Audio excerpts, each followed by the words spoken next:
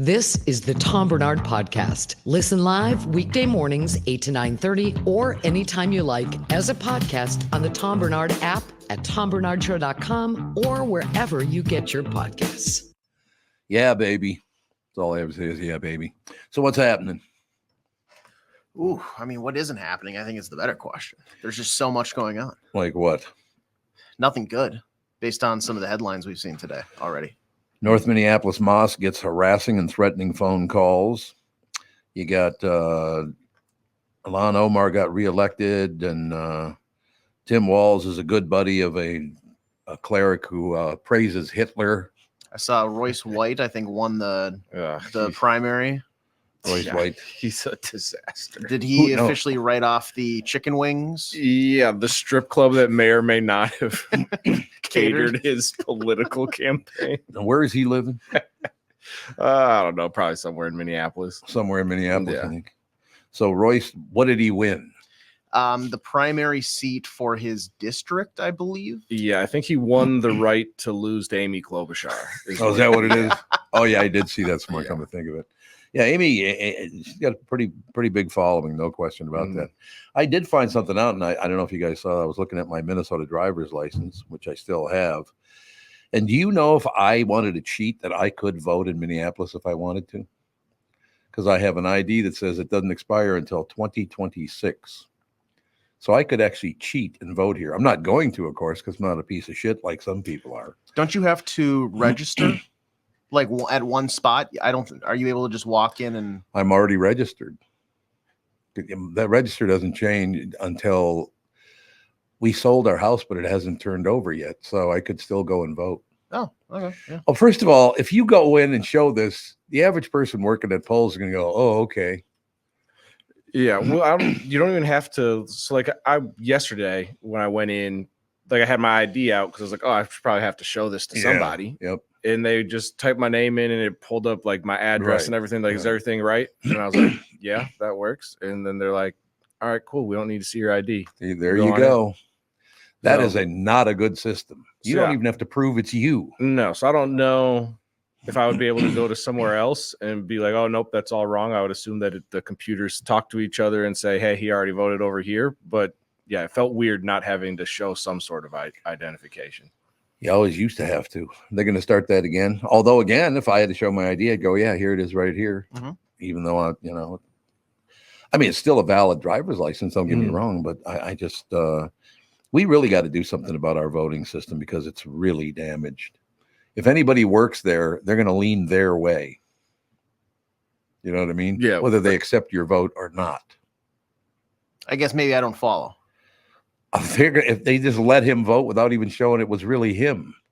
Yeah, I guess but how is whoever's working there influencing that? Because they didn't ask for his driver's license.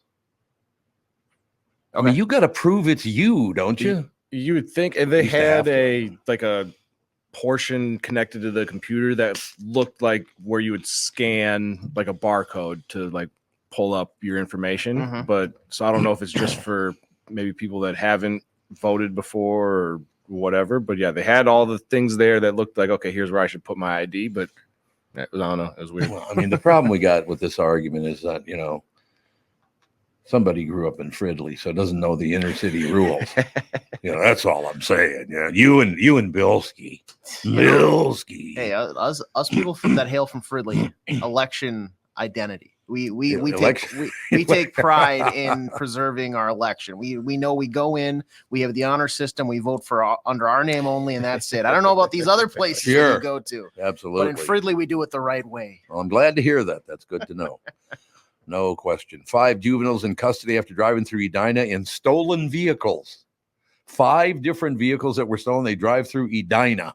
So they were like Range Rovers. Then it's Edina. Yeah, that's probably true. There's no lemons. That's probably, not a lot of lemons in Edina. That's very, very true. But Omar didn't have much of a problem beating Don Samuels from the way it looks. 2 of the other squad members got bumped, though. I see they got kicked out of office. So, I mean, I don't really keep a close eye on that kind of thing because I don't like any politicians. So you can have Democrats, you can have Republicans. I want nothing to do with any of them. No. Is that you think that's the average person's stance now as far as politicians are concerned? Oh, I think absolutely. The problem is that you don't hear that stance because most of the people that fall into that category don't care enough to like get out and like voice they're not out wearing a t-shirt and a hat that say like middle of the road, I straddle the line or whatever, you know. Yeah, that's true. They're not going to rallies, and frankly, like Judd was talking about, I think it was last week, they're not the people that respond to the polling information. No. So you can only trust the polling numbers to an extent. Right. For the most part, the silent, more than likely majority is what it comes out to be is the people that are right in the middle. I think that's more than anybody, and they show up on the day that they have to, which is voting day, election day. And after that, they just head back home, and it's like, all right, well, whatever happens, happens. It all works out in the end. Is that what you're saying? I think so. I'd like to think so. Well, as you grow a little older, you'll find out it's all bullshit, and it always has been. One thing I do have to tell you, though, because politics gets involved in it, not at a very funny level. There's a new movie out with Matt Damon and Casey Affleck. There's a bunch of really good people in this movie. Terrific. Ving Rhames is in it. It's called The Instigators. It's on Apple TV. Okay. It is phenomenal. Catherine and I just loved it. Some people said they liked it, and some people said it was okay, but it's funny. It's interesting. I really like the actors. And again, one critic said, "Oh, what a shock. A movie that takes place in Boston starring Matt Damon and Casey Affleck, who are Bostonians." Well, good. I mean, isn't that a good thing? I'm more offended that Jack Harlow is listed as the fourth biggest name on this cast list, ahead of Paul Walter Hauser. I know. Yeah. Anyways, I like Matt Damon. I like Casey Affleck. Oh, they're phenomenal. You'll like this movie. Okay. It's I don't even want to tell you what it's about, but it's Catherine and I just see. That's one thing. Another reason why I love Catherine so much. You would normally say, a lot of people would say, "Oh, that's really a guy movie." But Catherine loves those kind of movies with guys. She likes tough guys. She just does. I don't know why she picked me, but you know, that's a whole different argument. But she does like that. Well, her brothers. She's got 3 brothers. They average in height somewhere between 6'3" and 6'5". They're very big guys. They all got an attitude. So I suppose she grew up around, tough guys. So that might be what it is. But she loved the movie as much as I did. Casey Affleck and Matt Damon are very good actors. Everybody in it is really, really good. Yeah, there's a lot of like bigger names in the movie. I mean, yes, Ron Perlman is right in the movie. Rob Gronkowski. Yeah, I saw Gronk. Gronk's in there. That's right. Alfred Molina. Alfred Molina. The fiddler on the roof. You know what he does? What's that? He's a baker. That's amazing. He's a baker in the movie. I think you guys give it a whirl. You know, it's so amazing now. The movies that are in the movie theaters suck, and the movies that are on television are really good. Yeah, because I feel like streaming they're like, we have to keep up with the movie theaters and have these big names, otherwise, and these big shows, otherwise they're not going to come in and subscribe. And then movie theaters don't take that same approach, and it's harder. I don't know why movie theaters can't figure it out, but I guess whatever, the studios can't figure it out. It is painful though, because I used to love going to the movie theater, man. Like I said, when Catherine and I lived in Golden Valley, we used to go out to the Chinese restaurant out there at Imagine Theater. Now it wasn't then, but it's called the Imagine Theater. Is that in Plymouth? Like, I don't know if that's Plymouth or if it's still Golden Valley or what the hell. It's right across from General Mills. It's one of those deals. But yeah, there's one in Plymouth.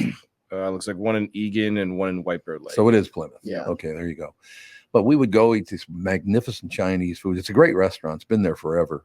Walk across the parking lot, go to a movie, watch the movie, get in the car and go home. It was just a great experience. And that just doesn't happen a lot anymore. It's the fun night out. Right, absolutely. Yeah. Do people, what do people do now for their fun night out if they're not going to the movies? I feel like people now are more like either event driven where it's a concert or something, or it's more of like an active activity, like, oh, we're going to go mini golf, go-karting, like where they're going out and doing something. Because I feel like most people, most days, are sitting on their couch watching TV or a movie. And so like, if I go out, I want to do something and not go sit on somebody else's chair. See, this is why for how many years now we've been friends? Like 10 some? 12. Yeah, somewhere in there. Yeah, 10, 12 years. He just covered for me by not mentioning pickleball. Thank you. Yeah. Because Yes. Catherine's really good at it, and I suck. Yeah. Naturally. You don't look like somebody that'd be good at pickleball. No, I am not good at pickleball. I get apparently too aggressive. You can't be very aggressive in pickleball. It's more about grace and skill or something. I don't know what the hell that's all Patience is a big one. Patience, there you It's go. about outlasting because you can't really There you overpower. You can't hit it hard enough because it's just like a wiffle ball at the end of the day. You got to just let your opponent make a mistake. Do you see how big time Lifetime has gotten into pickleball? No. Oh my God, they're building all these pickleball. So you did notice that? Yeah, I think I saw an ad for Lifetime, the TV network, or Lifetime, the no, fitness studio, fitness place. All right, perfect. Is there a Lifetime is there a movie channel? Yeah, the Lifetime network. Lifetime. No, it's like where all like old shows go to. Oh, is it? Sail off. I didn't know if they were picking up coverage or not. That's okay. Could be. But so the gym is building pickleball courts. Yeah, I guess a lot of them. Wow. Okay. I got a lot of them, and I got a friend that I'll just say his first name is Doug. I talked to him like 2 months ago. I said, "What's up, man?" He goes, I got a big thing going on. I'm leaving town for a couple of weeks." I said, "Oh, really?" So where you going? He goes, "I got to go to Italy." And I thought it was a business deal. He goes, "No, I'm at a pickleball tournament in Italy. You got to go to Italy to play at a pickleball tournament? Really? Do you think you made enough money when you were a doctor?" Yeah, tell me you have a lot of money without telling me you have a lot of money. That's right? Exactly what it is, too. Very good. Very good take. Ooh, we got to move on here. Sorry about that. But yeah, if you get a chance, The Instigators is the name of the movie. And if you're a Matt Damon, Casey Affleck kind of guy, you're going to love it. I thought it was really funny. I thought it was very good. Casey Affleck gets shot in it, and all he does is bitch about it. And Matt Damon tells him to shut up and stop bitch. Oh, so what? You got shot in the chest. Who cares? It's got good banter. Oh, it's great banter between those two, particularly. Really, really good. Ladies and gentlemen, the Minnesota Renaissance Festival kicking in. Beer, food, Vikings, and real-life jousting. The only place you can find all of these things together is the 2024 Minnesota Renaissance Festival, happening weekend starting August 17th. Through September 29th. So you did know that's only 3 days away now. My God, that's only 3 days away. Plus Labor Day, September 27th, too. Located at the Renaissance Festival grounds in Shakopee. It's fun for the entire family as you would venture around. I think they meant venture around, but that's cool. The grounds you can find amazing food, drinks, tons of different street acts, live music, full armored jousting. I'm looking at it right now. My God, I cannot believe they built all those buildings there. Those buildings are very impressive. It's a nice little setup. It really is. It's unbelievable. There's always something exciting going on. Like to live on the edge, try your hand at axe throwing, shooting a crossbow, climbing a rock wall, or test your wits in an escape room. It's also perfect for kids of all ages, featuring a petting zoo, various rides and games, along with arts and crafts events. Plus, with over 250 artisans and shops around the festival, you may just find something that scratches your medieval itch. Visit renaissancefest.com now for discount tickets, parking passes, and all other information. The 2024 Minnesota Renaissance Festival. Visit renaissancefest.com today. When you need someone to listen, a lawyer you know and trust. If you've never been in an auto accident, it's hard to know what to expect from the insurance adjuster. Here are some tips. 1, if they taught you about whether or not you should hire a lawyer, it's a good sign that you probably should. 2, it's illegal for them to give you any legal advice. They aren't lawyers and they aren't licensed to practice law. 3, if they tell you that everyone involved in the accident is at fault, they're wrong. This comes from the belief that you're at fault for just being on the road. That's nonsense and not supported by any law. Finally, remember that friendly adjusters are often just gaining information. They want you to do most of the talking so they can file their report. I'm Mike Bryant from Bradshaw & Bryant. I hope you're never injured in a collision. But if you are, don't sign anything until you've talked to us. Find Bradshaw & Bryant, personal injury attorneys at minnesotapersonalinjury.com. Seeking justice for the injured. Bradshaw & Bryant. Mike Lindell and MyPillow employees want to thank our listeners for all your continued support. To thank you, they're having an overstock clearance and new product sale right now for the best prices ever when you use promo code TOM. And to get free shipping on your entire order, get 50% off the MyPillow 2.0. Also get 50% off the brand new flannel sheets that just arrived and won't last long.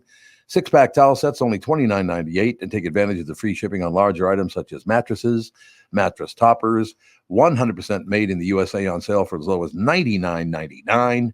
Everything's on sale. From brand new kitchen towels, have the same technology as bath towels. What I'm talking about is they actually do absorb, which is very helpful. Dog beds, blankets, couch pillows, and so much more.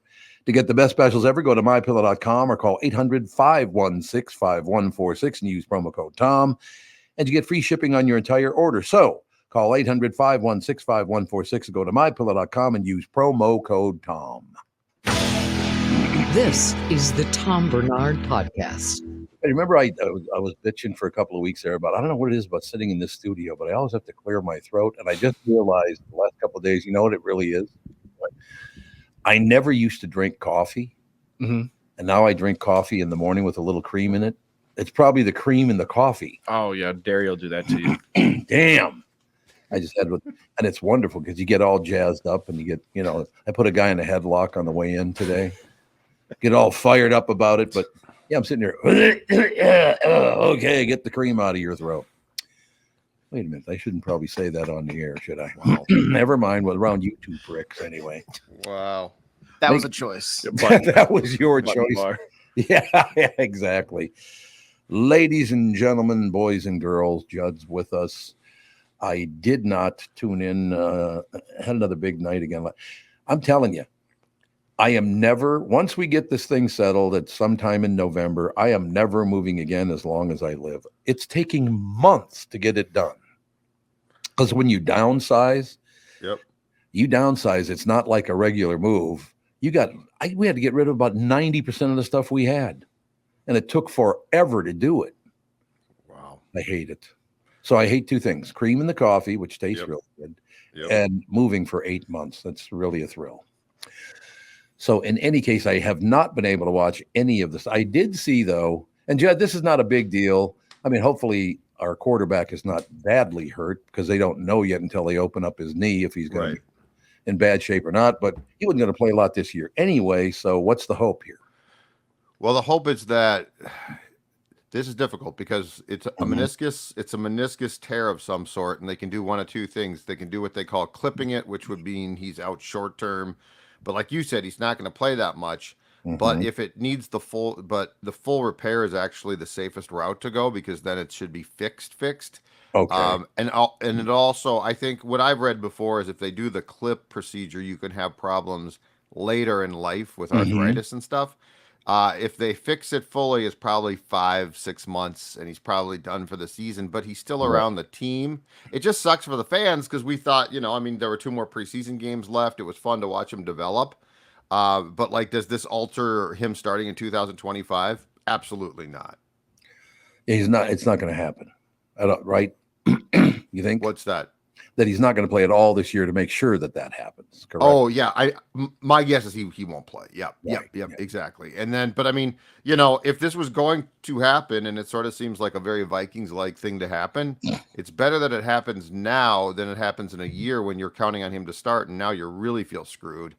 So it sucks, but it's not, it's not the Armageddon that like Teddy Bridgewater was when his knee buckled and snapped. His leg snapped before the 2016 season. That does make sense. I was talking to somebody who knows a lot about this kind of stuff, and he did say that human beings have gotten so much bigger in the last 50 years that a lot of these things that are happening are because human beings are, the big guys back in the early days of the NFL were fat. They weren't muscular. They were just big fat guys that got in the way, right? Well, now everybody's this gigantic 6'4", well-muscled, 280 pounds. That's why so many guys are getting hurt now, because they're so big. Yeah, what makes sports, it's funny because he's right. What makes sports faster now, like better, more exciting, played at a higher pace, is why people get hurt. So yeah, and that's what I heard a great quote on White Sox postgame show a couple of months ago. Ozzie Guillen, the former shortstop for the White Sox and manager of their World Series team, and now an analyst, said the problem is guys are pulling muscles. In my days, guys drank beer and ate lots of food, and you can't pull fat. See, they agree 100%. Yeah, absolutely. When I used to hit the gym back in the old days, there were a lot of guys that, had a lot of extra weight on them, and it wasn't all muscle. There was some muscle, but those are the guys that if they were going to get hurt, those are the guys that got hurt. Yes. Because of the muscle, it's all this muscle now. I suppose that doesn't help either, because it's a very tight fit, between this muscle mass and that muscle mass. So maybe that contributes to the injuries as well. And it makes them worse, probably. Yeah. And this is in this case, it's a knee, which is not rare. But he came in with some pain, and I guess it occurred in the game, and they don't know when, on Saturday against the Raiders. And they did an examination. You could tell when Kevin O'Connell, the Vikings coach, on Monday night said that he was going to be held out of that practice with a knee problem. You could tell something was more than just knee soreness. That it was that they had either been told or were pretty certain it was going to be something they didn't want to hear. And the only thing that made sense was the meniscus, because if you tear a ligament, right away. Mm-hmm. Like you don't come in 2 days after a game and say, I think I tore my ACL. Right. But the meniscus, is one where it's serious, but it can also be one where you play through it and then it starts to hurt. Did you guys ever any of you have an injury like getting in your arm, your knee, anywhere like that? Nope. The closest thing that I've ever had was like a broken thumb and like a hyperextended knee, but no torn ligaments or anything. Yeah. Me neither. Yeah. Like a strained ligament thing in my ankle, but that's about it. Oh, yeah. Oh, actually, I lied. I tore my hip flexor. Oh, yeah. You just liar. Just forgot about that. Oh, that's just a small one. Who hasn't done that, Tevin? Yeah. That's an average thing. I do that rolling out. I mean, if we're going to get into that small stuff, I've had some problems. I've stubbed my toe a couple times, too. I had a torn muscle in one of my shoulders, and it was weird because, that guy I mentioned that plays pickleball in Italy? Mm-hmm. Yeah. Just, he did the surgery on my shoulder, and he said, you're going to have to rely on your other arm a lot because you're not going to be able to move your shoulder all that much. I said, okay. So I had the surgery. I went in the next day so he could look at it. He goes, so do you have any trouble? I said, no. And I raised my arm over my head. He goes, what the hell is that? I wasn't supposed to be able to move it much at all, but for some reason I could just raise my arm over my head and it wasn't a problem. Is that because of stupidity? Man, you're tough. That's what that is. Are you? It's tough. Yeah, it's tough. Most guys would be screaming in pain. He may have done such a good job. Well, he did take all the credit. I mean, I feel like he gets to take a little credit. Sure, a little bit. So, yeah. But you're tough too, man. Oh, and by the way, question for you: pickleball. Let's talk about it for a second. Okay, here we go. Don't play it. Don't really care about it. But here's my question. You and I got a lot in common about things we don't care about. If I don't care about it, I don't care about it. I'm not going to act like I care about it. Pickleball, here to stay, or 2020's racquetball? You remember racquetball, Tom? Sure. Racquetball. Everyone had a racquetball court. Every health club knocked out room to build a racquetball court. People were putting racquetball courts in their house. And eventually, the racquetball court rooms, I believe, turned into office spaces. They put a little office in. So pickleball, here to stay, or racquetball?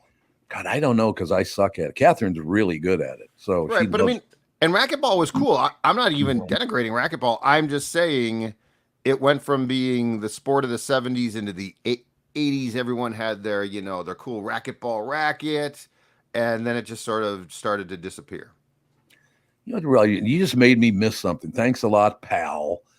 I miss playing league baseball a lot. We used to play it all the time over in the north side, over in Sunset Park. And at this point, I haven't played league baseball now, and I don't know how many. God, I used to love doing that. It was so much fun.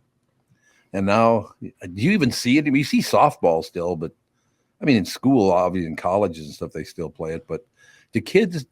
Do they play softball now, or do they play a little league baseball? Well, the girls play softball still, which actually sort of surprised me a little bit. I'm surprised there's not been a bigger push to get girls to baseball, because there's really there's no earthly there's a few sports, like football's the one I totally get. Okay, girls and boys aren't going to compete against each other in football. They shouldn't, but when hockey became big with girls, right? Mm-hmm. Yeah. Because I always assumed, I grew up with, well, why would girls can't play hockey? And then you start to watch and you're like, oh, hold on a second. There was no earthly reason. Right. And I mean, girls can play football against each other, certainly, but baseball's the one. I've always been sort of surprised that the transition hasn't been stronger. Like, why can't girls play baseball? I don't know. That is interesting. They can Maybe throw. they just don't want to. I have seen plenty of girls who can throw overhand better than I can. Oh yeah. Oh, absolutely. So like that's not the problem. We used to think it was, oh, they can't throw. Well, yeah, no, actually they can. They're just fine to throw overhand. I'll tell you what, women pitchers in fast pitch softball are really good at that. Mm-hmm. That whole big wind up underhand thing. God, you can't see the ball, man. Tom. You can't. You can't even see the ball. I'm just surprised there's not a bigger push towards just them playing baseball. Yep. Unless they don't want to because they're into softball. Could be.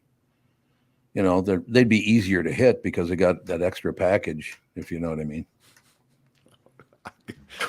I don't think that has to be a problem. Well, but if you're going to hit somebody in the left arm, you can aim about 6 inches to the left and just hit them right in the jugs. What do you think? That was not the direction I was trying to go with this conversation. Yes, it was too. You were dragging me down the path. I was not trying to. I was talking about racquetball. Racquetball's dead. I want to know if pickleball in 20 years is going to be dead.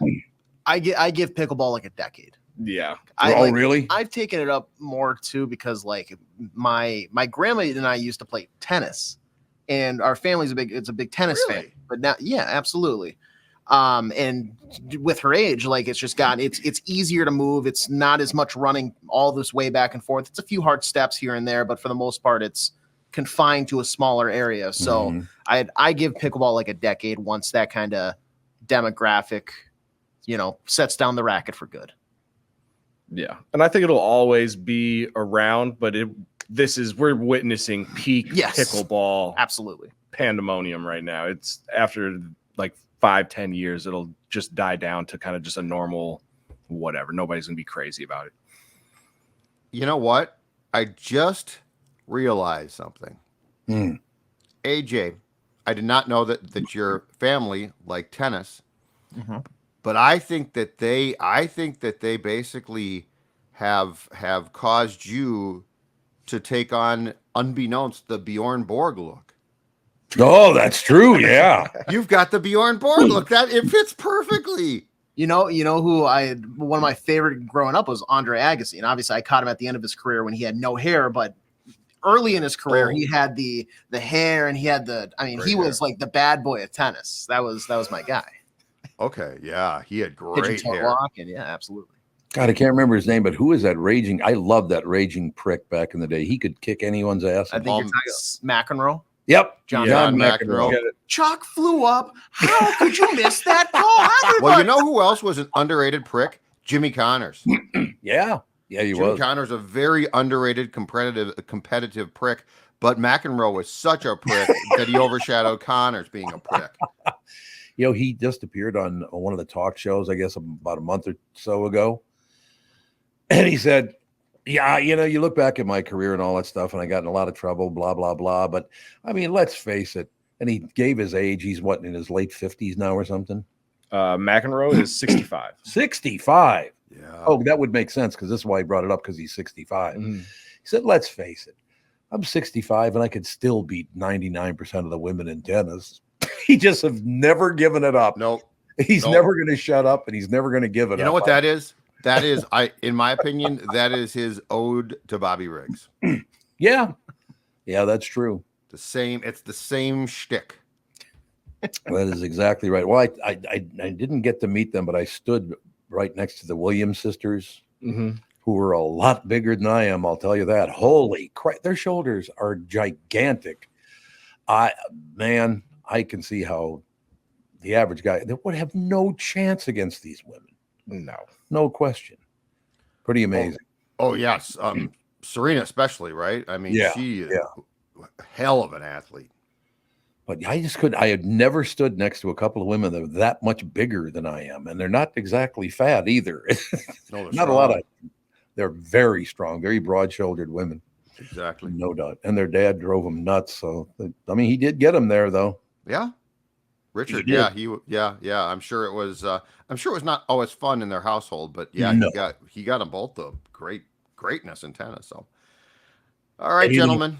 Anything happened in baseball I should know about? 13-3 Twins won 2 in a row. It's just unbelievable. And then we'll get all confident, and then they'll lose 4 in a row. So, how far back are they now? Well, Cleveland won. Cleveland won again. I'm going to buy myself a second here, but I believe they are 3.5 games back. Still 3.5 back. But now they've because they beat Kansas City back-to-back games. They have pulled farther away from the Royals. So they are solidly in the second wild card. Baltimore and the Yankees are going back and forth between being the leaders in the American League East or the wild card, Tom. Right now, the Twins would play Baltimore in a 3-game first-round series at Baltimore. Ooh, I'd take that. So that would work for me. Unfortunately, it might be the Yankees, and we'll have to have that discussion when it comes to it. Not exactly a great history against the New York Yankees for your Minnesota Twins. Oh, well. All right, Pally, we will talk to you tomorrow. Sounds good. Have a great one, guys. You too, Judd. Thank you very much. Bye. Judd Zulgad, SKOR North. Ladies and gentlemen, take a break. Be right back. Some news guy is going to come on. What's his name again? Cliff Eadman. I'm not as quick on the spot. I wasn't ready for. I wasn't ready for that. I wasn't able to think of something funny in 2 seconds. So it's not a problem, Chris. Not a problem at all. Hi, Tom Barnard here for Livia Weight Control Centers. Your success story starts today. Join Livia's doctor-recommended and award-winning nutrition program and get your first 8 weeks free. You could lose up to 20 pounds or more in your first 8 weeks. I think I lost like 35 or 30 or something. I was very lucky. Plus, Livia offers weight loss medications to accelerate results. Receive personalized one-on-one guidance, plus expert nutrition and medical support. Livia is the destination for all weight loss solutions. Trust me when I say this, Livia works. And again, I've been talking about this, and hopefully I can dial it back one of these days. But with all this moving we've been doing and all the rest of it, I've had to eat out in restaurants a lot more for the last couple of months, actually, than I've ever had to before. I mean, we'd go out to dinner once or twice a week, but there were weeks where I had to go out to dinner and lunch every day to a restaurant. And, you got to kind of watch what you're doing. You can't just go, I'd like 2 racks of ribs, please. But the program works so well. And it's because of your hunger is not hitting you in the head like it is on some other diets. I do not get hungry. You want to go eat, have a nice dinner, but you're not starving, which is moving all that stuff, that heavy stuff around, you think I would be. But no, that GLP-1 medication takes care of all that too. It's a hell of a good program. I'm just here to tell you. Visit Livia.com. That's Livea.com or call 855-GO-LIVIA. Join Livia's nutrition plan today and get your first 8 weeks free. I said free. Plus, Livia Medical offers GLP-1 medications. That's what I'm talking about, for accelerated results because you just don't get hungry. Visit Livia.com or call 855-GO-LIVIA. Choose the trusted leader serving our communities for 15 years. Livia works. The past several years have been the craziest in the history of the car business. The pandemic, supply chain and chip issues, all causing extreme inventory shortages that led to, predatory pricing. Some dealers charge thousands of dollars over MSRP. We never played that game. I'm Jim Paul of Valley Buick GMC. We knew that would leave a bad taste in a customer's mouth. More importantly, from an integrity standpoint, it was just wrong. So what about the current market? Inventory and pricing. Valley has their best inventory in years. Really all the Buick and GMC models. Even the previously hard-to-find Yukons, HD pickups, and Hummer EVs. Plenty of deep discounts. Many with factory rebates and low-interest financing. Then it's a good time to buy? It's a great time. We're welcoming our previous customers back, as well as anyone else that felt the treatment just didn't feel right the last time somewhere else. Valley Buick GMC in Apple Valley and Hastings or valleycardealers.com. Car buying without the bad aftertaste. Let us take a second to talk about my bank, North American Banking Company. If you own a business or thinking about starting one, maybe, make sure you check out my friends at North American Banking Company. When your business is looking to capitalize on an opportunity, let's say, or certainly solve a problem, turn to their experts because they're locally owned and operated. That's a very big deal. Loan decisions are made here in the Twin Cities, not shipped out of state. This helps business owners expand with confidence. So if you're looking for a better banking experience, why not bank with my friends at North American Banking Company? Go to nabankco.com to learn more. Member FDIC, equal housing lender. You're listening to the Tom Barnard Podcast. Channel 5's Chris Egert, brought to you by Mr. Money Talk, Josh Arnold. Call Josh today for your free 48-minute evaluation, 952-925-5608. Chris Egert joins us. Now, I got to ask you a question. Yes, sir. Are there two separate universes? Because I'm asking you, I'm very serious about this. I try to read before the show, stuff from CNN, stuff from Fox. They have nothing in common. I mean, it's light out. No, it isn't. You have blue eyes. No, I don't. I have brown eyes. I mean, they agree about nothing. That's not a very good example for the people out there, is it? There's an easy way to avoid that. Yeah. You mean watching Channel 5? By maybe just kind of getting your nose up out of your own preference every once in a while and look across the fence and see what's going on in the other neighborhood every once in a while, and it might give you a better idea of maybe what's really happening in the world. What do you think of that? Well, I do think that's true, and that's why, because I've been reading news my entire career for my job and all the rest of it, I do look at, it used to be both sides of the same issue. It's now not even the same issue. It's like we agree on nothing. It's gotten a lot worse, I think. When you got the far right and the far left, they agree on zero things. There's something that JD Vance and Tim Walz do agree on. Yeah, what is it? They both like Diet Mountain Dew. Oh, well, there you go. Now we're talking. They both made Diet Mountain Dew references early in their announcements. And why isn't anybody talking about that? That's all I'm saying. There's some cohesion there. Very little. That's the important common ground I want our politicians to find. Yes. As a Midwest man, I can tell you it is important to represent this particular beverage. It happens to be quite popular. Well, let's not forget in 1961, I think it was, when JFK said, "Ask not what Mountain Dew can do for you, but what you can do for Diet Mountain Dew." What do you think? That's the worst impression of JFK I've ever heard. That's not bad. It's not bad. Except for the ask not. Everybody can do that. Ask not if you can do the do. If you can do the do, baby. Chowder. Chowder. Yeah, go have some chowder. Full disclosure, I cannot stand Mountain Dew. I think it's I was on a real Diet Dew kick there for a number of years. Okay. By the grace of God, I kicked that habit and have just moved into different habits. But I'm glad to say I got nothing against the beverage, but yeah. Okay, I'm going to ask you something, and you guys, all three of you, got to tell me if I'm weird. And I don't mean just it's a given that I'm weird. Okay. Okay. I love Coca-Cola, but I love Diet Pepsi. What is that? It's all right. Yeah, I mean, there's a new zero calorie Coca-Cola. It's delicious. I mean, it's really good. Is it?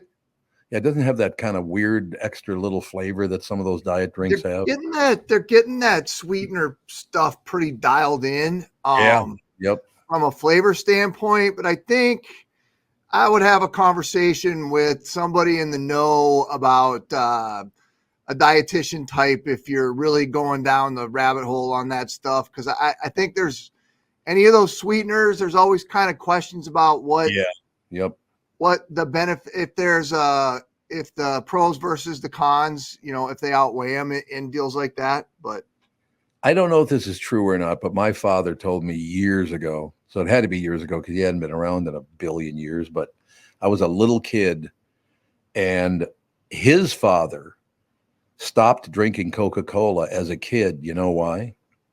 Because they had the cocaine in it, baby. Nope, because they took the cocaine out of it. He stopped. As soon as the cocaine got taken out, he didn't like it anymore. You're like, Dad, why are you putting that powder in your Coca-Cola? Because they don't make it the same way they used to, son. I just love the fact there was cocaine in Coca-Cola. Isn't that crazy? It is crazy. I bet you there are a lot of drugs and a lot of things we didn't know about, or they didn't know about back in their generation. No, for sure. And stuff that was like socially acceptable that you didn't even give a second thought to. We don't have to cover a lot of this, but dozens rescued from burning Minneapolis apartment buildings. Everybody okay? Several were injured. 4 people, I think, ended up getting transported. Let me double check my notes on that. I'm looking at a picture of it's burning, baby. I'll tell you.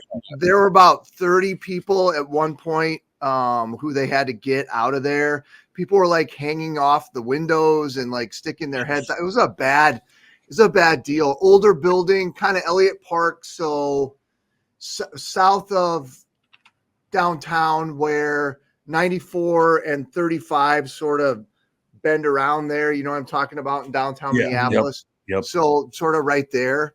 And nobody died. Good. So I guess if we got away with a few injuries, then maybe that's maybe that is a pretty decent outcome, all things considered. Because those old buildings like that. Oh yeah. Yeah. No doubt about that. It gets brought up to me once in a while that people, when I talk about my childhood and all that stuff, do not believe everything I tell them. But I always tell them, yes, I was in a burning house with my mother, so I went through that. My father was hauled away in a straitjacket. My uncles were murdered. I'm not making any of that bullshit. No wonder I'm nuts. Think about that. I don't know. I think all those things considered, you're doing pretty well. So far, so good. Yeah. But I mean, a lot of people go, that can't possibly be. I said, hey, you want to check it out? We'll sit down and we'll go through the headlines. I can give you dates. I can give you dates and names, and you can verify all of it, right? Like I said, 2955 Russell North, there's still not a house on that lot. That's still an empty lot after all of these years. And I was in, I believe, in 7th grade at the time. So that was a while ago. Yeah, that's back a couple of years. I wonder why they never built another house in that lot. Because it's a really nice neighborhood. I almost said it was a nice neighborhood, but I can't. Never mind. Nice piece of property. Yes, it's a really beautiful piece of property. I want to tell you about one thing before I go. This is a pretty interesting story that we had this morning. So in Maplewood over the weekend, some feller was trying to rob Big Discount Liquors on White Bear Avenue North. Oh, God. And according to the criminal complaint, the feller pulled a gun on the store employee, told the worker to give him everything. There was a scuffle, and they were kind of fighting over the gun when the employee's 8-year-old daughter grabbed the baseball bat. Saw that. Went old school on him. And the old Louisville. It was, an 8-year-old beat the piss out of him with a baseball bat. That's phenomenal. That's mob type stuff going on right there, baby. That is mob stuff right there. Yeah. So did you get a chance? Is anybody going to get a chance to talk to this 8-year-old?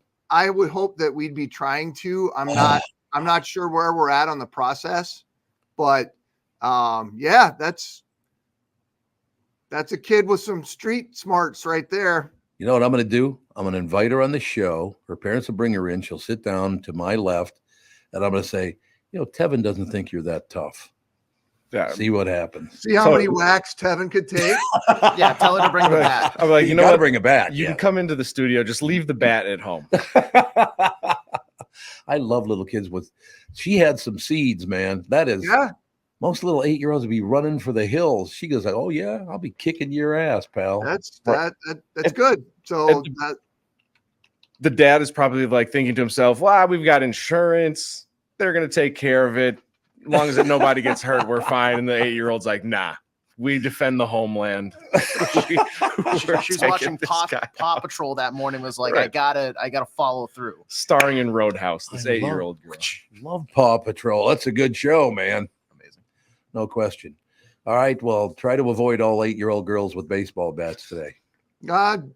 Yes, I will do that. Thank you, sir. We will talk to you tomorrow. All right, guys. Have a good day. You too, sir. Channel 5's Chris Egert, brought to you by Mr. Money Talk, Josh Arnold. Call Josh today for your free 48-minute evaluation, 952-925-5608.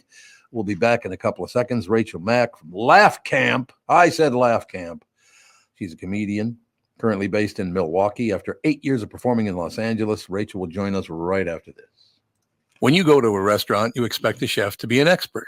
You expect your auto mechanic to be an expert when it comes to fixing your car. You judge them both by the results of their work. Josh Arnold is an expert in investments and planning your financial future. Josh Arnold is my expert, and he should be yours too. I talk to Josh every week, and he understands the market and the economy, and he knows how to plan for your retirement. Don't put it off another day. The man with your plan is Josh Arnold. Call Josh now for a no-obligation 48-minute evaluation. You've got nothing to lose, and you'll have an expert planning and managing your financial future. Call Josh at 952-925-5608. That's 952-925-5608. Investment services offered by Josh Arnold Investment Consultant, LLC Security Investment Advisor. Past performance is no guarantee of future results. All investments involve risk. All comments and opinions are Josh Arnold's and do not constitute investment advice. Tom Barnard is a paid endorser. Is that text you're sending so important that you missed your turn? Is that text you're sending so important that you ran the red light? Is that text you're sending so important you didn't see the ball coming onto the road or the child that followed? Hi, I'm Mike Bryant from Bradshaw & Bryant. When you take your eyes off the road for even 4 seconds, your vehicle travels 100 yards. That's the entire length of a football field. If you absolutely have to text, you need to pull off the road somewhere safe and do it from there. Texting and driving is against the law and can cause serious injury or even death to you and others. Now that is important. We hope you're never injured in a collision, but if you are, please contact us. Find Bradshaw & Bryant, personal injury attorneys at minnesotapersonalinjury.com.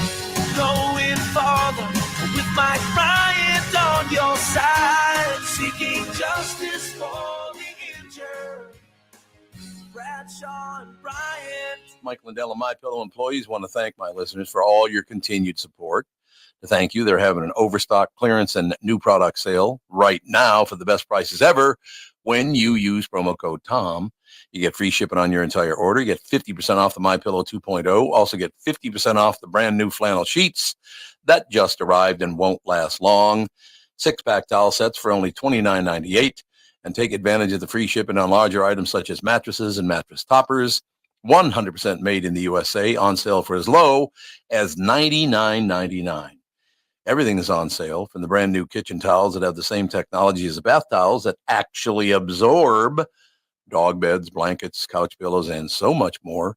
To get the best specials ever, go to mypillow.com or call 800-516-5146. Use promo code TOM, and you can get free shipping on your entire order. So call 800-516-5146. Go to mypillow.com and use promo code TOM. You're listening to the Tom Barnard Podcast. We're lucky, ladies and gentlemen, because Wednesdays, Dougie Sprinthal comes in, does the show, and every comedian we have on goes, I'll come on your show, but only if Doug's on. Well, of course. You know, a lot of people turn their mic on when they jump in. There we go. Oh, yeah. Nice engineer. Yeah, I'm juggling a couple things back here. Oh, God. Is Rachel ready to go? Oh, I believe she is. Ladies and gentlemen, she's a comedian currently based in Milwaukee after 8 years of performing in Los Angeles. She is a paid regular at the Comedy Store and has been on Comedy Central's Lights Out with David Spade, both doing stand-up as a panelist. Rachel worked as a writer for The Movie Show, a late-night comedy sketch show on Sci-Fi, which stars two puppets. I'm jealous, Rachel. What's up, Thank sister? you. What are you doing? What am I doing? Yes. I'm sitting in bed while my husband watches our children. Is he ever going to get a job? Is that ever going to happen? Oh, he does have a job. He's just waiting to start it while I talk to you folks. Okay, so how are things? What are you coming to see us? Laugh Camp Comedy Club? I am excited. I'm taking the whole family. So this is my first time traveling with both kids. I have a 4-year-old and a 1-year-old. So don't know how they'll do in the car for 5 hours, but we'll see. Good luck. He goes with good luck. So, Rachel, I got to bring something up because it's weighing heavily on my mind. And it just happened to be that this happened to me just before you came on. I ran down the hall to, just take care of business, all the rest of it. And I walked in and the air was heavy. Let me put it that way, in the men's room. Okay. And I was going to comment on this, but as I was about to comment on the overpowering odor in there, the stall door opened, and this guy is about 6'6", weighs about 280, comes out. So I decided not to criticize him for pooping in the men's room just before I got there. But one thing I will tell you, I did learn, Rachel, that I could never, ever in my life develop coprophagia, which is when usually dogs have coprophagia. You guys know what that is? Yes, I do. And I'm curious as to why that's a subject right now. Because there's no way after smelling that I could ever eat poop. There's just no way. And that's finally at 70 some years old, you've decided to make a firm stand against eating poop. It's the first I've never done it. Excellent. I've never done it, but now I know for sure the rest of my life it'll never happen. I think that's a platform we could all get behind. Good. I'm glad to hear that. So, Rachel, I've ruined the entire show for you now, but I mean, really, I'm offended because that's my kink. See, that's called a setup, ladies and gentlemen. And I didn't even know what I was doing it there. But see, Rachel, just proves what a pro you are. So are you going to let me eat your poop, Tom? You just don't want to eat mine? Well, next time when you come into the studio, because it doesn't say on here what nights you're going to be. It does. I'm sorry. August 16th and 17th. Rachel Mack will be in town at Laugh Camp Comedy Club, 490 North Robert Street in St. Paul. I still do love the fact that we have so many comedy clubs in Minneapolis and St. Paul. Comedy is a very big deal in Minnesota, and I really do love that. It really is great out there. Now, I do have to ask, how long ago did you live in Los Angeles? I moved back to the Midwest 2021. Oh, so as soon as you were going to have children, you came back. Well, I had my son in LA during the pandemic. You did? Okay. And then I was like, well, this is a nightmare. So here I could see that wouldn't be all that wonderful.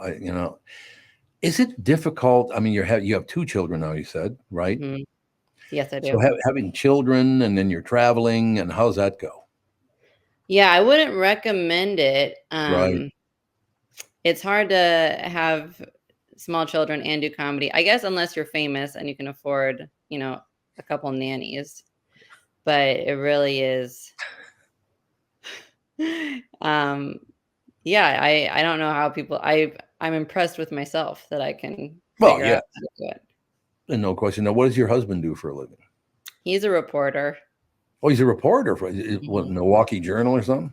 A small. It's called the Milwaukee Neighborhood News Service. Oh, it's sure, yeah. Small little paper. Was he writing a story about you when he met you? Is that what it was? No, he actually does comedy too. So we met at an open mic, and I was bombing, and he still thought I was fun. What's a first date like between two comedians? Oh. Is it just like a constant competition, like who can get the best jab in, or like how's that even work? Oh, with us, what's crazy is so he says that he immediately knew I was like the girl for him, but he was dating someone else. And I didn't even clock him because he just dressed so terribly. And so 3 years passed, and then we ran into each other at another open mic, and it was bad. And we're like, I'm hungry. Let's get a sandwich. Okay, good. You should mention he was dating Joan Rivers at the time, so he's always like comedians. He has, yeah, and fierce women. That's the one thing.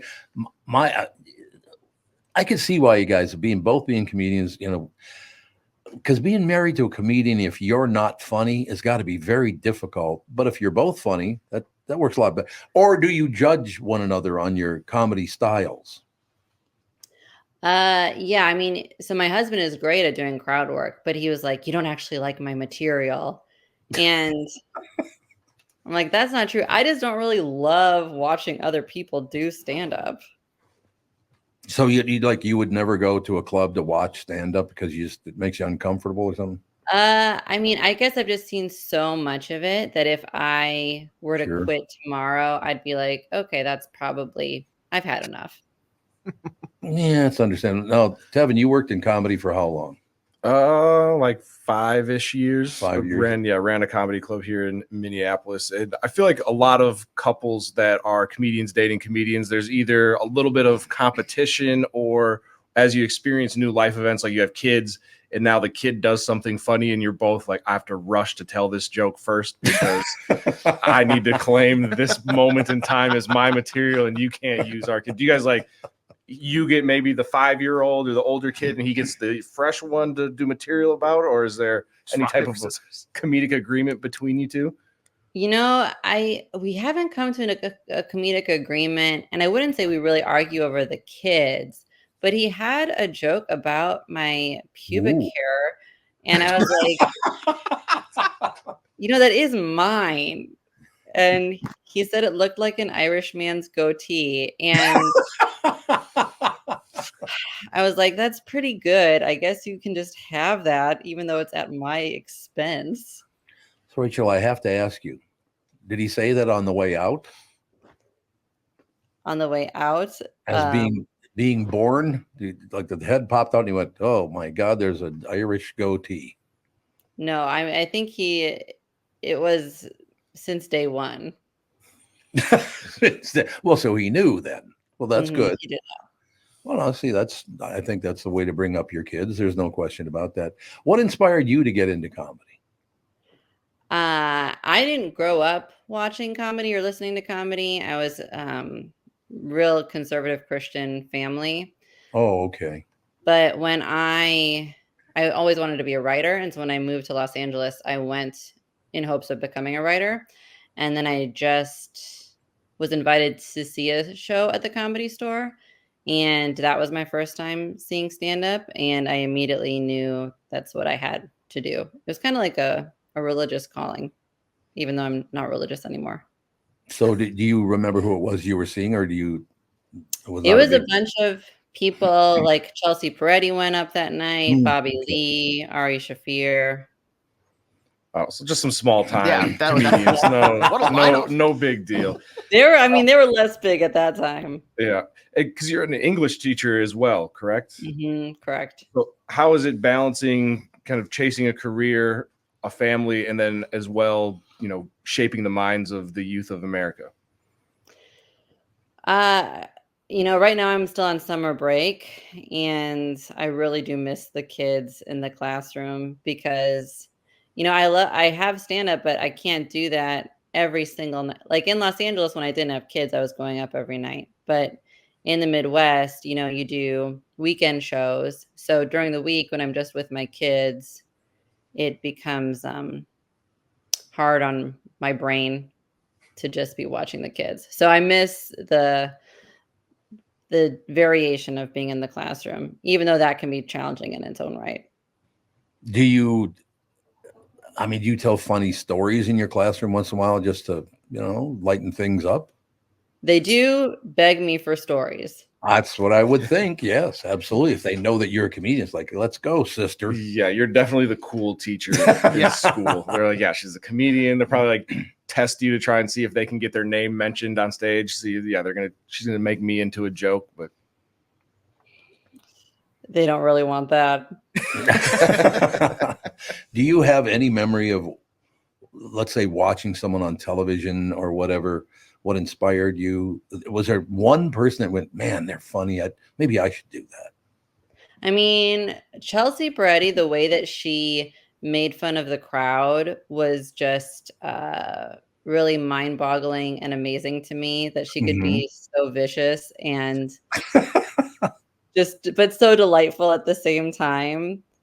I feel like she's my real inspiration. I have had the feeling, because I grew up in a nice Catholic family with 7 kids and the whole deal. My dad wasn't around, but so there are a lot of jokes about that. But if it weren't for humor, because it was, we were very, very poor. Without humor in the family, I don't know if we would have made it. Humor is very important, and we go through periods in America where, it's like we got to have comedians. We got to have people being funny, don't you think? I agree. I do think. And my family too. My parents have 6 kids, and I feel like a large part of who I am is my dad, and my dad is a hilarious person. Is he really? I really wish my dad is 6'5" and 350 pounds. Whoa. And I'm 5'2". So okay. You can't see me. But I grew up kind of thinking that my dad was John Candy, because that was the vibe that he had. And I feel like it just made my childhood so rich, because all these bad things could, when bad things happened, they could be tempered with humor. And that's exactly the point too. We have to turn to, right now, Rachel, I don't want to end on a negative note here, but I don't think people have ever been meaner to one another than these two political parties are right now. We need humor now more than ever, because these people need to calm down, relax, for God's sake. Yeah. And what's been good about being back in the Midwest is, LA is, of course, a liberal town. There's no political diversity there. But being back in the Midwest, there is a lot of political diversity. And you would think people are so divided. But when you take who they vote for out of it, there's so much more that they have in common. And we really are kind of on the same page. We're just in disagreement over how to get to where we all want to go. So I do think, it's been important for me to be in the Midwest, to know that about people in general, but then also as a comedian to figure out what makes everyone laugh and not just the hyper progressives in LA. Are you from Milwaukee? Are you from Wisconsin originally? I'm from Sheboygan, Wisconsin originally. Sheboygan, okay. The reason I asked that is because Minnesota thinks it's California. We really do.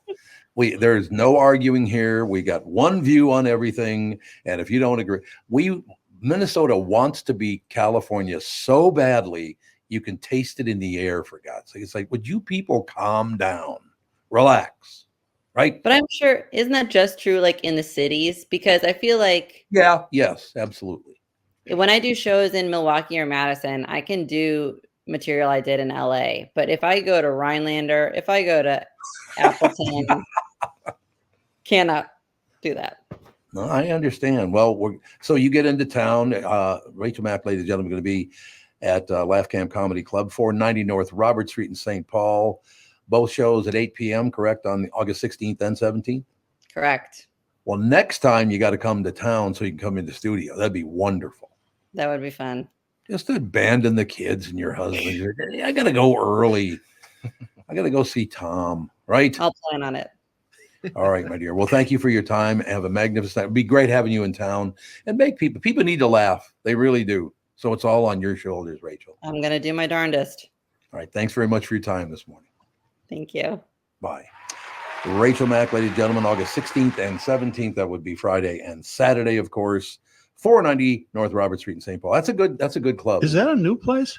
Last few years, I think. God, I haven't heard of it before. And I know right where it is. Used to rehearse right across the street at the 500 Robert Street, that they rent out all this rehearsal studios. You used to have to rehearse to sell cars? Nah, it was music. It was the job that I liked better that didn't pay nearly as much. Yeah, there you go. She was very, very pleasant. Yeah. Once we got past the poop eating, it's kind of an odd way to open an I interview. didn't say pooping. I said coprophagia. Okay. That's what it means, but I said coprophagia. Yeah, she's an English teacher. Just she probably knows what it means. Just having to be some overlap there. There's a little overlap, but honest to God, I am not kidding you. If that guy hadn't walked out of that stall and been so gigantic, if he were still in there dropping a deuce, I would have gone, Jesus, Palomino, what'd you have for dinner last night? But the fact he walked out just as I walked in the door, I didn't criticize him too much. That's all I'm saying. Little garlic in the food last night. Get that deal going. I would never. I don't think I would ever have the guts to make a comment about somebody's bowel movement in the bathroom, the place where that's supposed to happen. So that's like a North Minneapolis thing, you think? Maybe. Criticizing someone for pooping in a toilet? Like if they're out in the hallway, that's one thing. Right. But he's literally in the spot where that's supposed to happen. That's a very good point, actually. There's no question about it. So, Dougie, what's the latest with you? Well, we're like doing the same thing. The movers came, brought all their stuff in. We downsized places half the size of the old one. We worked for months selling stuff. I'm like, this is good. We get so much shit in the new house. We kept telling, put that in storage. There's a storage room in the basement. And after about an hour, a guy comes up and he goes, yeah, it's full. Full. Damn it. Same story. We are still, after 7 weeks, getting rid of things. Oh. I mean, it's going to be, I don't know if we'll ever settle in.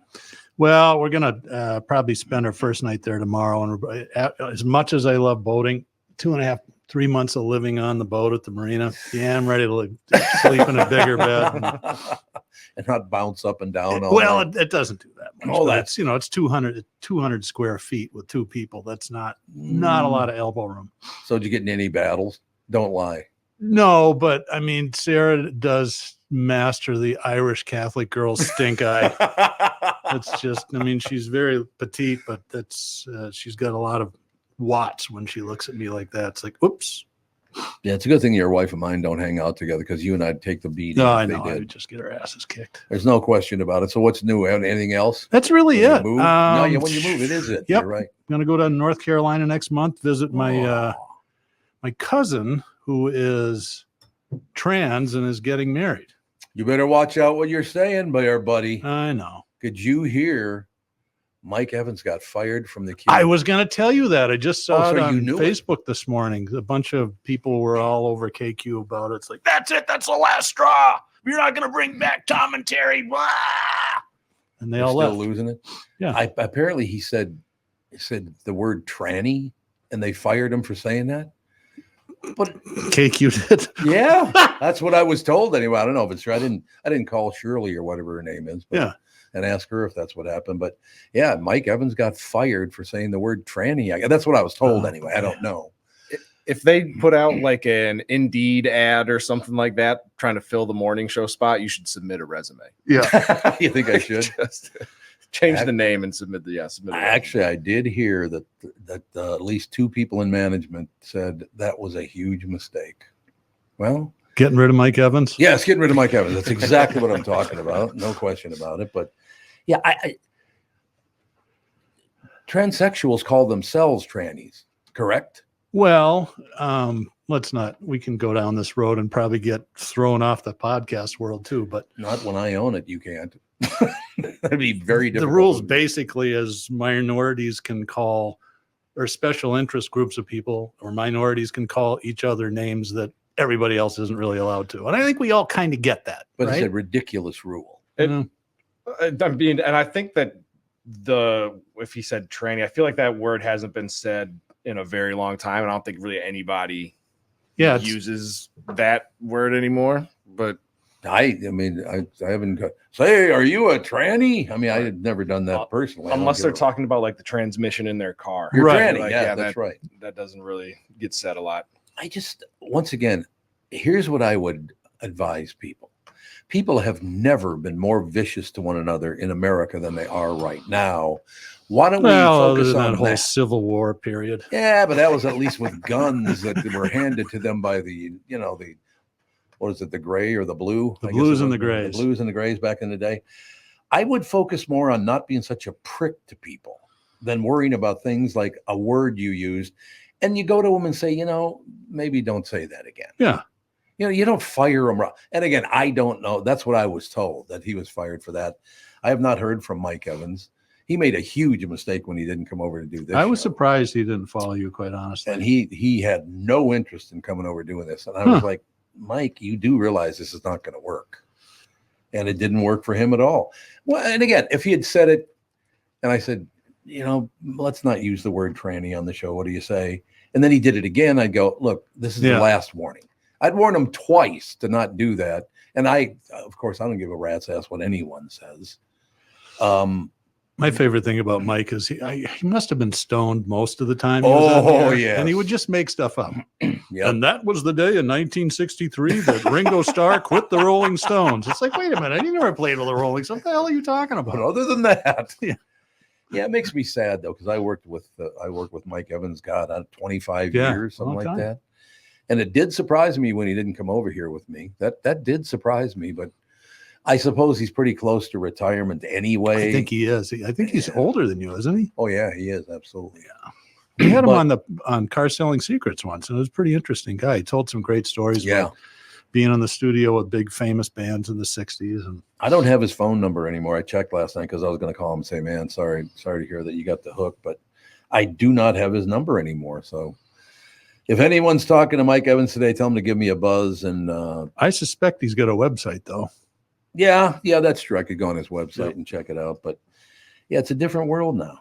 But I do think, seriously, no matter what the word is, there are a couple of words, I suppose, you shouldn't be using. But could you warn people a time or two before you fire them? Well, and I think that's right, especially in gender identity terms, because they're changing so rapidly. Yeah. Really what was not fashionable, but acceptable 5 or 6 years ago isn't anymore. And that's too bad. I always liked him. I don't know why, but I did. He was great because he was, you couldn't have him on for a whole show. He would drive you mental. Oh, he would. But for 5 or 10 minutes, the guy's got more energy than a power plant. We got to take a break. Be right back in a couple of minutes right after this. I've been tracking the weather in Minnesota for a long time. I'm 5 Eyewitness News Chief Meteorologist Ken Barlow. In the morning, I've got to be right because my forecast affects your family's entire day.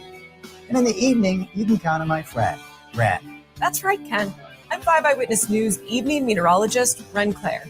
And as a Minnesotan, I know our weather can be tricky. Throughout the day and into the night, I've got you covered with an accurate forecast to help keep your family safe and ready for any weather. And don't forget, no matter how things change or what time of day, you'll always get our forecast first at the start of every newscast on 5 Eyewitness News. Start your day with me, Ken Barlow. And wrap up your day with me, Ren Claire. Because 5 Eyewitness News is always tracking our weather. So you're always alerted first. It's why 5 Eyewitness News is Minnesota's weather authority.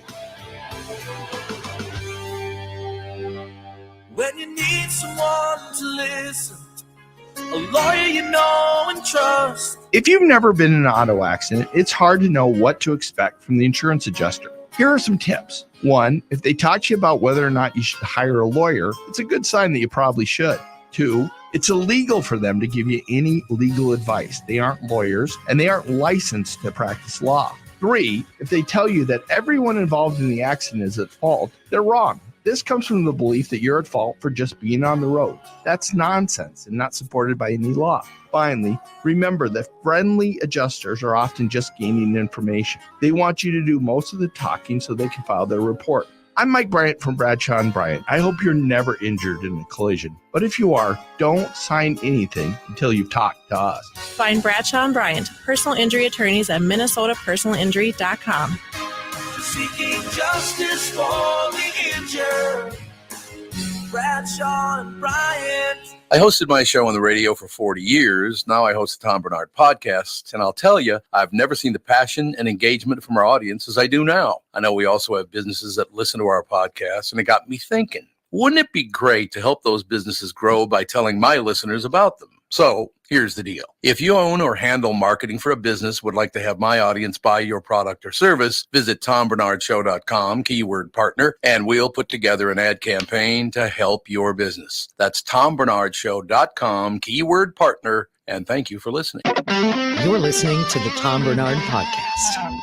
You are indeed, for the first time in the history of this show, in other words, 18 months, Kristen Burt's coming on time. Not that it's her fault. It's my fault. Right. What did you make a face for? What was that all about? I'm like, I'm the one who's always waiting. That's what I'm saying. I did, and it wasn't on purpose, by the way. It just you were on time. It just happened that way. Yes, exactly right. So, Kristen Burt Entertainment News brought to you by North American Banking Company. Go to nabanco.com to learn more. Member FDIC, equal housing lender. What's up, Kristen Burt? All right, we've promised your listeners 2 days in a row. We've got to deliver on this. What is the Ends With Us feud all about? Because it gets juicier as the day goes by. And for people who don't know what It Ends With Us is, it is a movie at the box office. It was based on a book by Colleen Hoover that was very successful. It is a movie about domestic violence. So it's got some dark undertones. Yes. It was marketed as a rom-com. And Okay. right there. And you've got Blake Lively, who is the star. Justin Baldoni is the co-star, but he's also the director. And this was his passion project. He was dying to bring this book to screen. He brought Blake Lively aboard. She became a producer. And that's where things went awry because he had his vision. She had her vision. And it got to the point. And it's so funny. I don't necessarily know that this feud would have come to light had it not been for fans who randomly noticed that Justin didn't pose with any of the cast at the premiere. And then, of course, people do their deep dive into social media and go, wait, the cast doesn't follow Justin, but Justin follows the entire cast. So it's become this really big story about Blake Lively and Ryan Reynolds, because Ryan Reynolds got involved. He rewrote a scene. They made their own cut of the film, which, of course, as a director, you're supposed to have the final cut. We don't know which cut made it onto the screen either. No one has been telling us that. It's been wildly successful. It made $50 million at the box office this weekend. However, people are saying, did Blake Lively and Ryan Reynolds use their power to kind of like push Justin Baldoni aside? Justin Baldoni has now hired a crisis PR manager who just happened to represent Johnny Depp during the Amber Heard trial. It is messy. I just don't really understand. Well, Blake Lively was just named the person least that's the hardest to deal with in all of Hollywood. She was the number one pain in the ass in Hollywood. I'm going to guess that this poll was taken probably within the last week because this has been brewing for a while on TikTok. There you go. And it's interesting because Blake Lively has been beloved, especially for Sisterhood of the Traveling Pants. She is a bestie of Taylor Swift. That kind of like brings you into a group. But people are just saying, is there too much power in Hollywood for a certain amount of people so that someone like Justin Baldoni, who's had a successful career, but he wants to continue working behind the scenes, if he's constantly getting pushed aside, what does that mean about A-listers and all of their power in Hollywood? I saw a clip of him, Justin Baldoni, on like a red carpet doing an interview. And the question asked to him was like, what was it like? What was the experience like working with Blake Lively? And in a very kind of like quick and succinct way, he goes, well, I think after this movie, she's ready to start her directing career. And it was like, if it was slightly shady. Come on. If you don't know what's going on, you're like, oh, that's a nice compliment. But like to your point, what you're explaining here now is everybody's like, oh, so she was very much, what is it? Fingers in the holy water. And I have to say, like, does misogyny play into this a little bit? Like, we have to ask that question because if this was a male star, if this were two men fighting about this, would we have this same narrative? Yeah. Or is it because Ryan Reynolds kind of moved in and helped like make a cut of the movie that we go, it's not about misogyny, it's about power.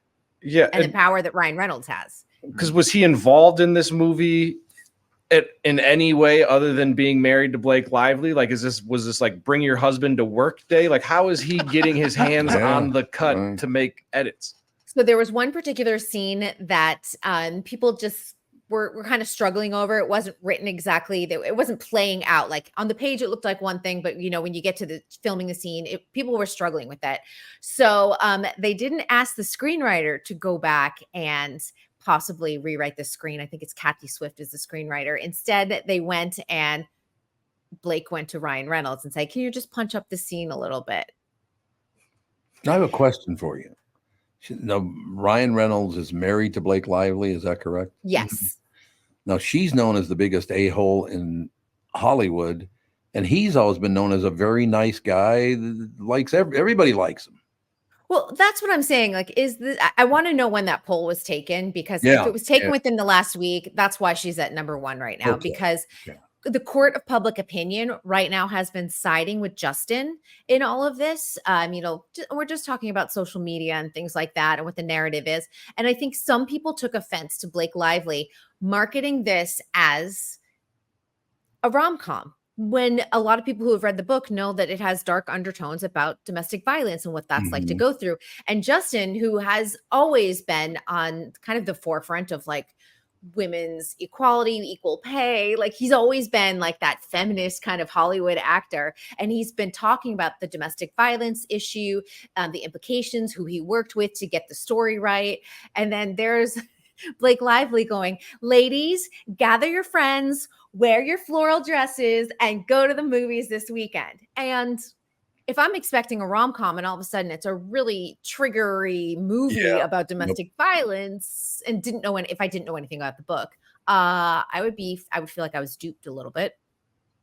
Yeah, no question about that. Is Hollywood having a tough time now because of the whole movie theater situation? And there is the reason I'm bringing that up to you, but it just seems to me that I don't know, the movie theaters are just not doing very well anymore. But they have been doing well. That's the thing. We've got Deadpool. Well, listen, this is important to the story too. You've got Deadpool and Wolverine in number 1, making $54 million this past weekend. And in number 2, you've got It Ends With Us making $50 million. Ryan Reynolds, number 1, Blake Lively, number 2 movie. Yeah, there you go. First time a married couple in 34 years that has been at the top of the box office like that. You have to go back to like when Demi Moore and Bruce Willis were at the top of the box office together. I was thinking Lucy and Desi, but you know. It goes back to the 90s instead, but it's a rare occasion that something like this happens. So, and that feeds into the narrative as well. He's doing okay with that phone company. What, Mint Mobile? Doesn't he own that? I think he sold it, but I think he still is the face of it. And his marketing company. This is the other thing to remember. He now owns a marketing company, an advertising agency. So when you hire Ryan Reynolds to do a film, this is all encompassing. He's doing the marketing now. He's pushing studios aside, and he's really good at it. He's really, really good at it. He got people to go to Deadpool and Wolverine. Together, they got people to go to It Ends With Us. Remember, this is a small movie in comparison to Deadpool, and it made $50 million on like a $28 million budget. That's amazing. That's a hell of a piece of business right there. So I got to ask you a question. Is it okay for me to move on now? Did we you cover can move on? Yes. I just wanted to make sure. I watched a movie last night. It's on Apple TV called The Instigators. And I thought it was terrific. Oh, you did? That's interesting. Because some people don't like it. It's getting terrible reviews. Matt Damon, Casey Affleck. Did Tim Lammers review it on Friday? I can't recall. I don't think he did he? No, I forgot what he reviewed last week, but we've not heard about this movie until Tom brought it up this morning. Yeah, I mean, it's a couple of guys from Boston in a movie in Boston, and people are bitching about that. But like, if you're going to do a movie about Boston, why wouldn't you want Bostonians in the movie? Exactly. It makes no sense to me that people are upset by that. Why would they be upset? I don't get it. Nobody likes anything anymore. Yeah. Nobody likes Boston. Being a Boston fan. Love Boston. I love Boston too, but I get it. Boston sports fans are obnoxious. I get that. But, well, sports fans. Not as bad as Philadelphia, I'll tell you that. Well, some of the issues with this particular film, Matt Damon tried to get this movie made for a long time. Hollywood did not want it. And, he and Ben Affleck have started a movie company called Artist Equity. And he thought, maybe I can get this made. And it was actually Matt Damon's wife, Luciana, who really doesn't have anything to do with Hollywood. She's behind the scenes, but she just said, I think you should make this. And, they kind of got on board, and she became a producer on the film, got Casey involved, and, it's drawing mixed reviews. And, they spend a lot of money on these movies. Apple TV is finally realizing that they have to start pulling back on the budget. That's the thing. They've been like dumping tons of cash in. You've got Wolves coming out, Brad Pitt, as well as George Clooney. That was supposed to have a major box office release, and now it's getting 1 week, and then they're putting it on Apple TV because they already realize it's not tracking well at the box office, and Apple TV doesn't want to have a bomb at the box office. See, man, you got like Al Molina's in this movie. You got Ving Rhames in the movie. You got all these Ron Perlman's in it. They have a ton of really good people in it. I thought the movie was terrific. Yeah, it didn't track well with critics, but you know what? Art is subjective. What I love is not going to be what you love. And, if you get enjoyment out of it, that's all that matters. No, that's exactly it. I don't know. But again, I love the city of Boston. So just watching a movie in Boston, I would like that anyway. Yeah, absolutely. I mean, Boston has a very rich history and it's very colorful people, and it's definitely a fun town. I was staying at the what the hell's the name of that? I can't remember the name of the hotel in Boston, but I was talking about going up to the Italian neighborhood in the North End. The North End. We were going up to the North End, no question about it. And the guy behind the counter, we'd been there a few days, so I kind of knew him already. So I asked him, where should we go? And he goes, we're going to the North End, aren't you? I said, yeah, we're going to the North End, but where should we go? He goes, you got to go to the bada beep, bada bop, bada boop. But do me a favor, don't be a smart ass. Because apparently he thought I'd get thrown out. Because he'd say smart ass. Smart ass. Oh yeah, smart ass. No, I and maybe that's part of the whole deal, because when I see a movie about Philadelphia that's done well, I love most major cities in America. A lot of people, I don't like this town, I don't like that town, blah, blah, blah. I don't think I've ever been to a city I didn't like. How about Jacksonville? I lived in Jacksonville. Well, I know. Just So because you live there doesn't mean you like it. well, I did pretty Kind well. of a horrible town, though. Yeah, not where I was. I was very popular. Hey, I worked with Grease Man down there. Don't forget that. Grease Man? Oh, yeah. Grease Man's it. Kristen, do you know Grease Man's history? I don't. I worked with him when he was the morning guy at WAPE, the Big Ape in Jacksonville, Florida. I did 6 to 10 at night. Nice guy and all the rest of it. Should I tell her what he said on the air? Might as well. Yeah. He said, and this is not, I wasn't working with him, and he was working in Washington, D.C. when he did this and hasn't worked a day since. He said on the air, we won't be on the air next Monday because it's Martin Luther King Day. So what I would suggest is we kill 4 more and take the whole week off. He actually said that on the air. Yep. January 1986. That's when he said it? Yep. And then he was back for more. It looks like February 24th, 1999. Made more racist remarks. He did? Yeah. He didn't learn anything. Nah, he was there when James Byrd Jr. was murdered by 3 white men who dragged him behind a pickup truck. Oh, I remember that. And then, he made some more comments. Jokes about that. Yep. About getting dragged to death. So, yeah. Doug Tract, a.k.a. the Grease Man. Yeah, that's his real name was Doug Tract. Did they finally leave him off the air after that? Because that's more than enough. Oh, I would say that's more than enough. Yeah. Yeah, it looks like he did a webcast from 2010 to 2018, but now he's not working. It looks like disappeared. Well, that guy, and I will tell you, this was 1975 or 76. 1976. Doug Tract, the Grease Man in Jacksonville, Florida, was making $250,000 a year. Holy mackerel! He was raking in the dough. He was that popular. That's huge money. Huge dough for back then. There's That's no like $2 million today, isn't it? Yeah, and in Jacksonville, Florida, it's probably like $4 million today. I mean, why he ever left there and why he ever started doing that kind of, because I don't, look, I was on at night, so I didn't listen to him in the morning because I would, I'd Still get up, sleeping it off. Still sleeping it off. Exact. What do you mean by sleeping it off? You know What's what I that mean. supposed to mean? Glug, Never glug? mind. Sorry. You talking glug glug? Yeah. That's kind of what I got at. He was busy tweeting up a storm, ranting. Oh, and raving. shut up, Kristen, you Back in backstabber. 76. Typical. Yeah, I don't understand. How do you not?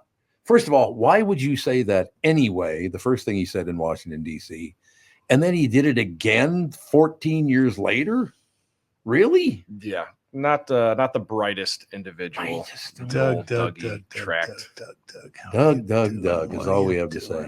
I just want to get this in before Kristen has to go. But She's not going anywhere. She's never escaping. Aaron wrote in and he wants to know if you have any info or have you heard any reviews about Vince Vaughn's new show Bad Monkey that's coming out? Yeah, it's out today, actually. So, and it'll be 10 episodes in total. It's about a former detective who becomes a restaurant inspector and kind of gets entrenched in Southern Florida's crime.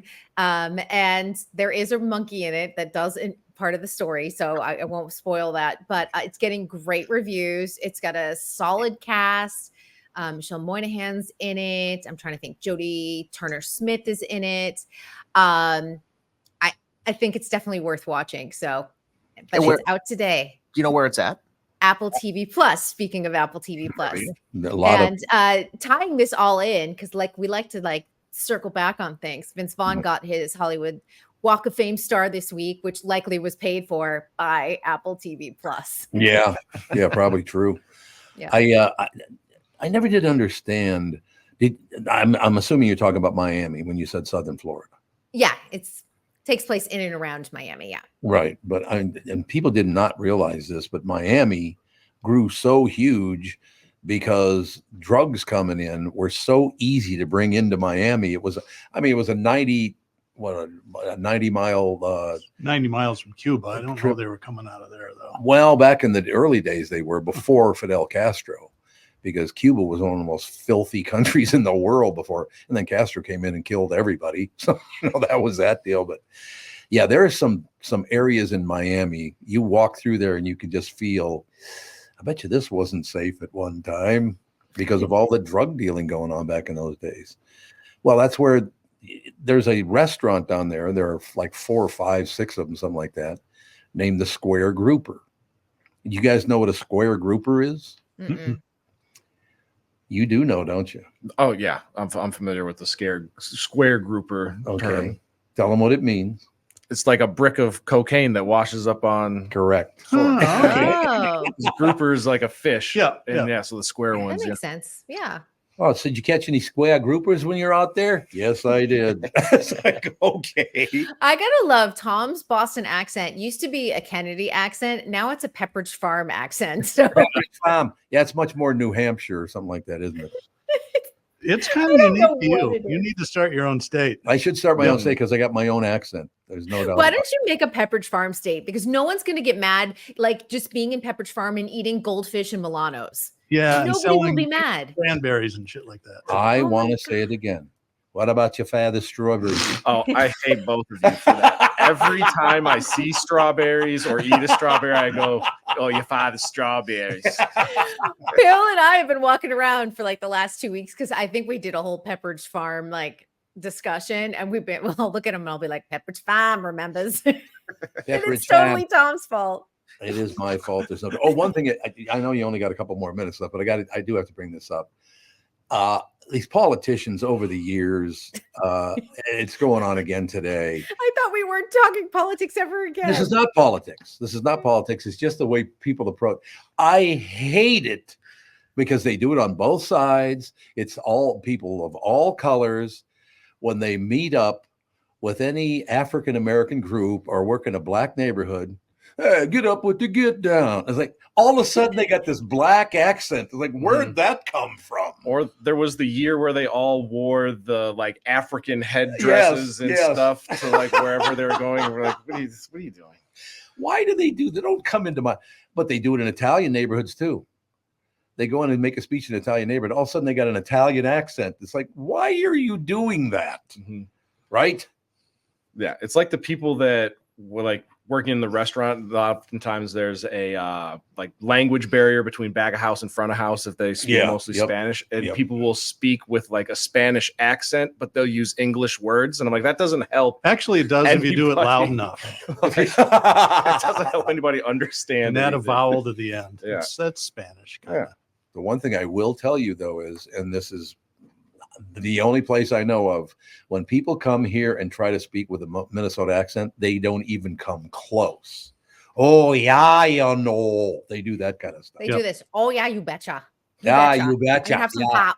Right. Tater tot hot dish.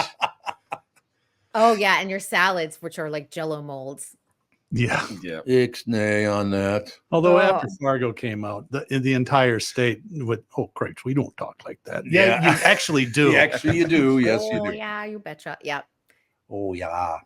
All right, got any closing words for us? Like some good advice? Good advice. Don't talk politics is my good advice. What wasn't politics? I was talking accents. I like, because every couple of weeks you go, we're not talking politics at all ever again. Mm-hmm. Christian, it's actually about every 45 minutes. But Is that what it is? And that was not politics. I'm not on one side or the other. All politicians are horrible. Hey, you can't take that away from me. I got nobody to vote for, so good for me. Right? Exactly. But in parting. Leave me alone. In parting, leave me alone. Exactly. No, if you're looking for something else, I just think this is going to be a hot topic probably over the next week or so. Lacey Peterson, they're doing like a deep dive on her murder. Scott Peterson, probably a lot of people remember that. It's on Netflix. It started today. So 3 episodes, I believe, in total for the docuseries. He did not participate, but I have a feeling this will kind of like bring this all back to the surface, and a lot of people will be talking about it on social media. So, well, I mean, they showed a picture, and I think it was one of the local papers. I think it was Star Tribune, of him, that woman he was dating just before he killed his wife. Yeah, he had an affair. Yep. And he said, I am guilty of being terrible to my wife, but I did not murder her. But I mean, he was even lying to the woman he had an affair with. He was like, they used to release some of the tapes and things like that. And he'd be like, I'm in Paris at midnight, 3, 2, 1. And he wasn't in Paris. He was like in Seattle or something, but he had to be with his wife. He couldn't be with his mistress. I mean, this guy was a piece of work, but I think he's either like he's appealing or they're getting a new trial. Something is happening with that case. And that's probably why we're seeing Netflix cover it again. How old is he now? 49. He's only 49? God, that was a long time ago. That was very young. 20 years ago. So he's in his 20s then. I didn't even realize that. Yeah. God, that's an amazing. She was pregnant with her first child too. That's the really sad part too. I mean, not only did we lose her, we lost her son. It's absolutely true. All right, nice note to go out on. Absolutely. What about your father's strawberries? Pepperidge Farm remembers.